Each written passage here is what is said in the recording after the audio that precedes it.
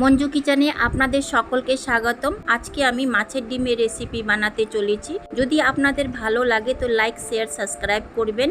মাছের ডিমটা ধুয়ে ভালো করে পরিষ্কার করে নিয়েছি। ওজনে কতটা আছে বলতে পারছি না, একটা বড় মতো মাছ এনেছিল, তার মধ্যে এই ডিম বেরিয়েছে। তো ভাবলাম এই মাছের ডিমেরই রেসিপি তৈরি করে দিই। দিয়ে দিব লবণ, হলুদ, একটা মিডিয়াম সাইজের কুচি করা পেঁয়াজ আর দুটো কাঁচা লঙ্কা কুচি। আপনারা ঝাল নিজের স্বাদ মতো দেবেন।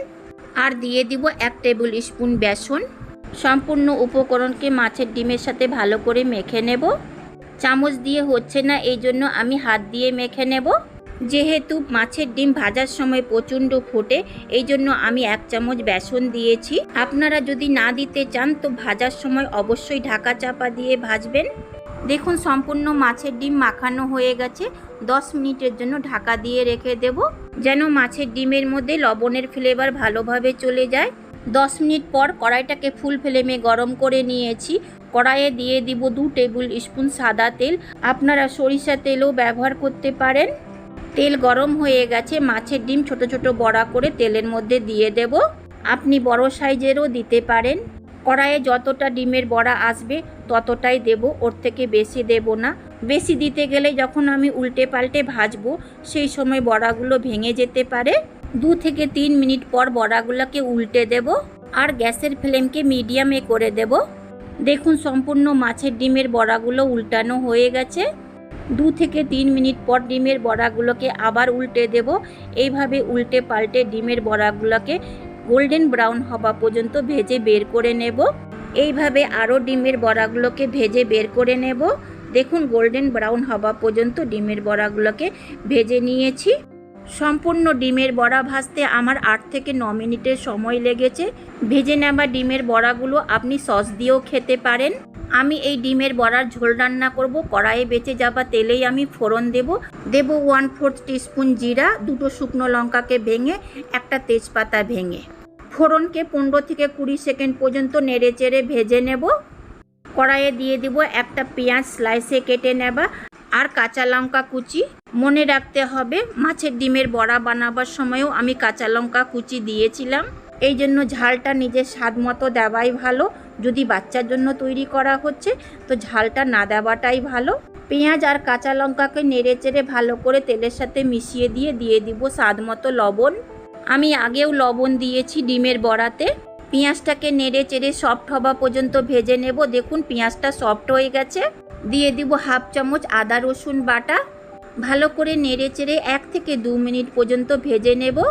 গ্যাসের ফ্লেমকে একদমই লোতে করে দিয়ে দিব মশলা। 1/2 টিস্পুন ধনে পাউডার, 1/2 টিস্পুন থেকে একটু কম জিরা পাউডার, 1/4 টিস্পুন লঙ্কা পাউডার, 1/2 টিস্পুন হলুদ পাউডার, 1/4 টিস্পুন গোলমরিচ পাউডার, 1/2 টিস্পুন দেগি মির্চ পাউডার শুধু কালারের জন্য দিচ্ছি, 1/2 টিস্পুন গরম মশলা পাউডার, 2 টেবিল স্পুন জল মশলাটাকে ভাজার জন্য। গ্যাসের ফ্লেমকে মিডিয়ামে করে দিয়ে সম্পূর্ণ মশলাকে জলের সাথে ভালো করে মিশিয়ে দেব। এইভাবে নেড়ে চেড়ে এই মশলাটাকে ততক্ষণ ভাজবো যতক্ষণ মশলাটা তেল না ছেড়ে দেয়।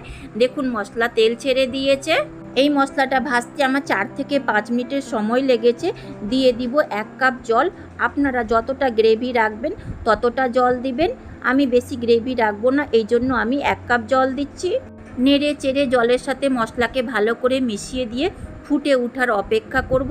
দেখুন গ্রেভিটা ফুটে উঠেছে। দিয়ে দিব ভেজে নেওয়া মাছের ডিমের বড়া। খুব হালকা হাতে মাছের ডিমের বড়াগুলোকে নেড়ে চেড়ে গ্রেভিতে ডুবিয়ে দেব, যেন মাছের ডিমের বড়াগুলোতে ভালো করে মশলার ফ্লেভার চলে যায়। ঢাকা দিয়ে 2 থেকে 3 মিনিট পর্যন্ত সেদ্ধ করে নেব। ঢাকাটা খুলে নিয়ে মাছের ডিমের বড়াগুলোকে এপিট ওপিট করে নেড়ে চেড়ে দিয়ে দিব কুচি করা ধনেপাতা আর গ্যাসের ফ্লেমকে বন্ধ করে দিয়ে 4 থেকে 5 মিনিট পর্যন্ত ঠান্ডা করে নেব। তৈরি হয়ে গেল রুই মাছের ডিমের বড়ার ঝোল। দেখুন দেখতে কতটা লোভনীয় লাগছে আর প্রচণ্ড সুস্বাদু হয়েছে। পরিবেশন করে নেব। আপনি এই রেসিপি ভাত, রুটি, পরোটা, লুচির সাথে খেতে পারেন। দেখুন মাছের ডিমের বড়া সম্পূর্ণ পরিবেশন করে নিয়েছি। আমি এই রেসিপি বানাতে এক্সট্রা কোনো উপকরণ দেইনি, বাড়িতে থাকা মশলাপাতি দিয়েই তৈরি করেছি। দেখলেন তো বানাতে কতটা সহজ। আপনারা ট্রাই করতে পারেন। আপনি এই রেসিপি দিয়ে নিমিষে এক থালা ভাত খেয়ে নিতে পারবেন। প্রচণ্ড সুস্বাদু এবং লোভনীয় রেসিপি। ভালো লাগতে গেলে সাবস্ক্রাইব করবেন, পাশে আসা বেল আইকনকে প্রেস করবেন। আমি যখনই কোনো নতুন ভিডিও আপলোড করব তার নোটিফিকেশন আপনি পাবেন। ভিডিওটা দেখার জন্য অনেক অনেক ধন্যবাদ।